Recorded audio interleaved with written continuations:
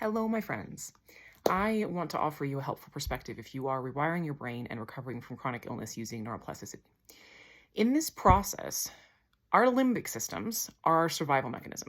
So, if you've ever heard the term, work first, play later, that's how your limbic system is trying to help you in this process. It's going to want to obsess about the symptoms or your circumstances or the money or the relationships or whatever's going on in your life and try to help you get that sorted by obsessing about it and creating a lot of stress about it to motivate you to do something to fix it. And in this process of rewiring your brain and reclaiming your well-being and ability to transform your life in positive ways in those other outside areas starts with changing how you feel first.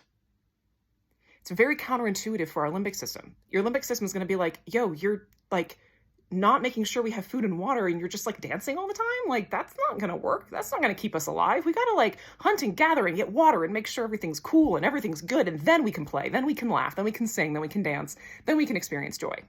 So we're really coming at this from a very much a higher human perspective, or you could even call it a spiritual perspective. But also we're just taking into account that this is the brain. This is our limbic system. It's our survival mechanism that is driving this insane stress chemistry and all the symptoms associated with it.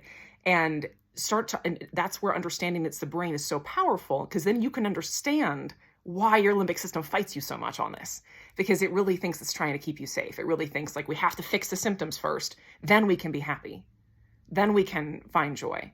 And so much of this process looks like forgetting about, it looks and can feel very irresponsible, because we have to set aside everything that's stressful in life, at least on the shelf, not in a truly irresponsible way, but we have to get it out of the forefront of our minds in order to cultivate the brain states that are going to allow our brain to come into relaxation chemistry so that we can recover and be able to actually do something about any other circumstances in life that are not symptoms. Your symptoms are going to fade as you cultivate dose.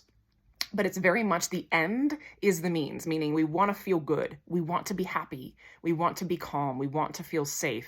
And your limbic system is going to try to help you do that by pointing at the symptoms and screaming all day. And your job is to say, hey, we're already safe. Everything's already okay. It's literally just a matter of which channel am I tuning into? Am I tuning into fear, or am I tuning into presence and love? And this higher perspective of understanding that it's just my brain. And a lot of your day, this is another big part of this, if you're still with me, a lot of people count their progress or are looking at their day in terms of, what am I doing with my time? How much function do I have? How am I feeling physically? How are my symptoms? Am I getting back to life? That's a big thing. A lot of programs are like, oh, just recover and get back to life. But it takes some time to change the channel from this fire hose of fear and survival energy to one that's calm enough for you to recover. So there's going to be a period of time where you focusing on how you feel emotionally and learning how to change that channel. That's the most important thing.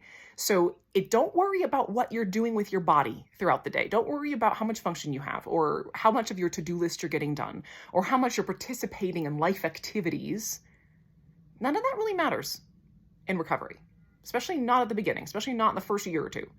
Really, you want to spend most of your day visualizing, tapping, humming, rocking, swaying, singing, listening to, meditative or relaxing music, watching comedy, connecting with people that help you laugh, sitting, if you can, outside and just being in nature, putting your feet in the grass, whatever works to help you cultivate calm and joy and wonder and awe now. Those are the means to the health you seek, even though ultimately our brain is seeing that as kind of the reward, where if we get all the stuff taken care of, then we can be happy. Start with being happy. Start with cultivating calm, and everything else will come.